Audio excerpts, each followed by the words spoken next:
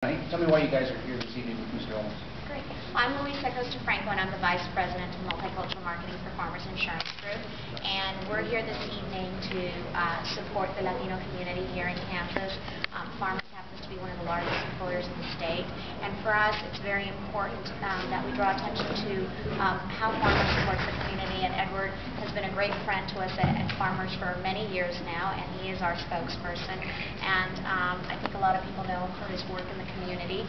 And that's something that Farmers is very proud of, so that's why we decided to bring Eddie here to Kansas to talk about his experience and to also share with folks that Farmers is looking for professional, bilingual candidates who want to live the American dream and own their own insurance company. Absolutely. We're here to support the Wichita Chamber of Commerce tonight and the business community and the up-and-coming risers for the Wichita Hispanic Chamber. And actually one of them happens to be Jose Gutierrez, who's one of our district managers, so we're very proud of him. And as the Latino community grows here in Kansas, we want to continue to be very supportive of this community. Mr. Olmos, why did you choose Farmers to team up with? It was the depth of their commitment to the community, beyond their product. The product is excellent, but I got to tell you, their work in the communities throughout the country is overwhelming, and I wanted them to partake in the Latino community. And they did it, and they are now the #1 insurers of Latinos in the United States of America. Mr. Olmos, if you could write a piece of legislation guaranteed to pass to benefit entrepreneurs in America, what would that be? It would have to be, I think, something that balances out the differences that we have. Gets us more equal opportunity for the starter, entrepreneur, and the person who's been there for a long time. It's something that is very difficult. It either comes by way of tax incentives to the new entrepreneurs and mentorship. Because I think that our country really needs right now a great sense of understanding of how we have to unite, not become better individually, even though that's one of the great things about democracy. But how do we become a little stronger as a country? Sure.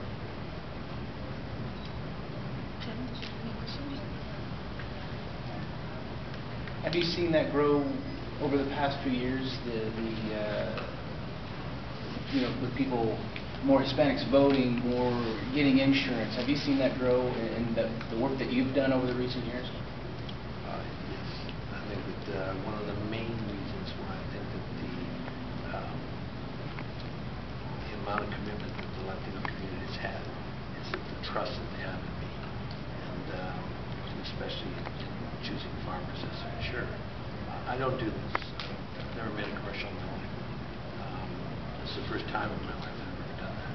It's because of what they mean to the community at large. They not only bring, they're selling a product, but that is just one aspect of the structure, this incredible organization and corporation and company. Because basically what they do give you is an opportunity to become an entrepreneur, become your own owner of your own business. And more than anything, you can actually do something that is really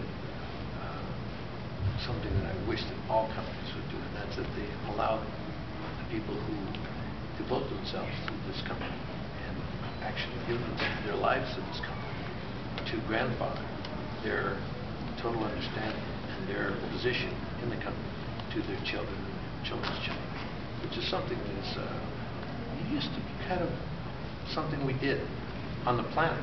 It used to be like something that came actually from Europe, that concept, but was kind of lost in the individualness of each company and the growth processes of each company and the way they wanted to own it. And now I wish that they would learn how to go back to that position. I think that's what Farmers does best. It really does understand its history, where it comes from. It's been here for over 80 years, and I'm very proud to be a part of it. I'd like to be a part of it for the next 80. Yeah, we're the only a company that if somebody owns their own insurance company, they can pass it on to a family member. You don't see that in many other companies. And one of the things that Eddie's talking about, how we're committed to community, it's not just us as a corporation, but we have 15,000 agents across the country. And one of the things that we know how to do well is rally our troops. And we have an event called Be a Hero for Babies. And I know Dana can talk to what happens here locally, but in one day, farmers and its agents and district managers commit to raise funds for premature babies. And this year, in one day alone, we raised close to $3 million for babies. Dana, I don't know if you want to share some of the local stories here. I was going to say that we have about 3,500 employees of farmers here in the state of Kansas, almost 500 district managers and agents. And when you think about the breadth of that across the entire state, from Kansas City to Wichita to Dodge City, we raised over $300,000 just here in Kansas for the March of Dimes. And there's many other things that all of our agents are very passionate about, being in their own communities, involved in the school districts, sports, March of Dimes, just taking care of their communities and really being a part of the communities in which they live. Are there any other English language media here? So what are you working on that? I read somewhere that there's a movie in the works. Yeah, we just finished doing The Green Hornet. And we'll be coming out on Sony probably the end of this year. And it's quite an interesting piece. I've never done a film like that either. It's been a wonderful experience. And just finishing up, of course, Battlestar Galactica. Do you prefer television or movies, or is it about the same? Yeah, I think storytelling is storytelling. The medium in which we tell the stories, whether it be theater or television or motion picture, or even just reading, all has a purpose and its understanding. I like it all. What do you think viewers can look forward to see when they go see The Green Hornet? I think I have a lot of fun. I think that it's an everyman's hero. That's really what the story is about. He's not a superhero. He's just a pretty down-to-earth kind of guy who tries to combat the difficulties of his community. And I think there'll be a lot of Green Hornets around after the picture comes out. Mr. Olmos, what will be your positive message to the young entrepreneurs? I would have to say that this is probably the best time to understand your future.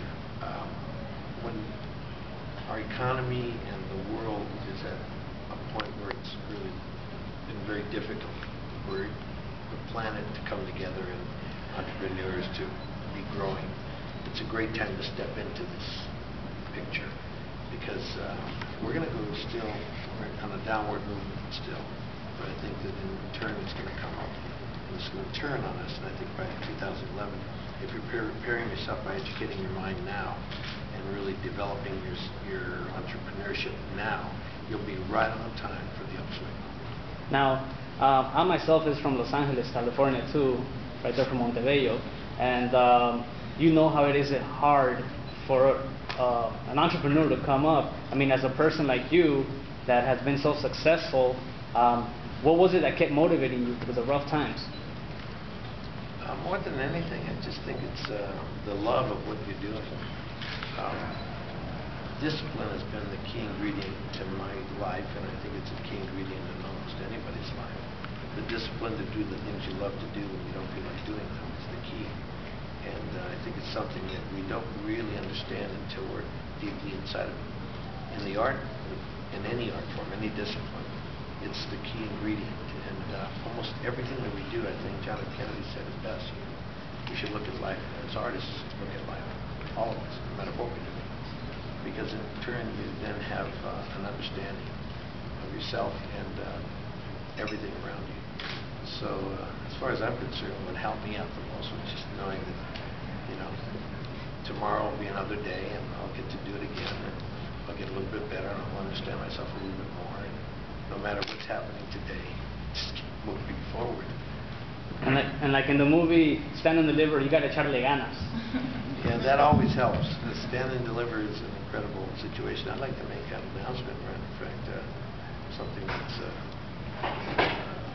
hasn't been, I've never said this to date, but I've released. Jaime Escalante is present time very, very sick. He's very ill and in dire need of a lot of help. And so we're going to extend it out to the entire country and to the community at large to see if we can raise awareness of his predicament in hopes that people will help him. He's done an awful lot for this country, and hopefully we'll be able to help him. Come to my website, James Olmos, you'll be able to see how you can help Jaime Escalante, one of the greatest. I think he's a national treasure now because of his movie. The movie Stand and Deliver is the single most viewed film in the history of film to be seen in the United States of America. It outdoes Jaws, Rambo, Terminator, any other films that have been big blockbusters.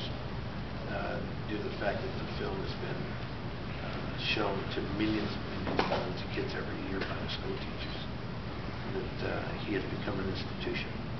So I hope that the people will turn out and maybe come visit my website and find out how you can help Jaime Escalante at a time when he really needs us the most. Thank you. You're welcome. Are we all set? Okay, I'm going to offer you guys a picture here with the entire group and Abel Perez, the president of the chamber. We can just do one for the local media, and thank you guys all for coming. We appreciate that. Yep. This is yours.